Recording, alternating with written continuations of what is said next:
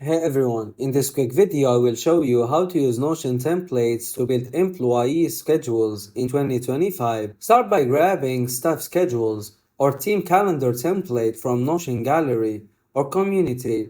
These comes pre-built with sections for employee names, shifts, roles, and time slots, so you don't waste time setting everything up. Once the template is in your workspace, customize it with your team details, add properties like department, shift type, or location, and assign each person to their working hours. You can also embed notes for tasks or responsibilities inside each shift.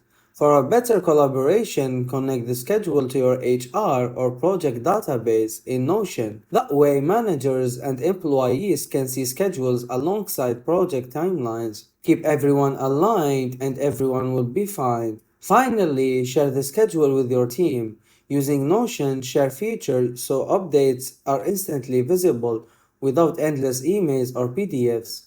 And that's it. Thanks everyone for watching.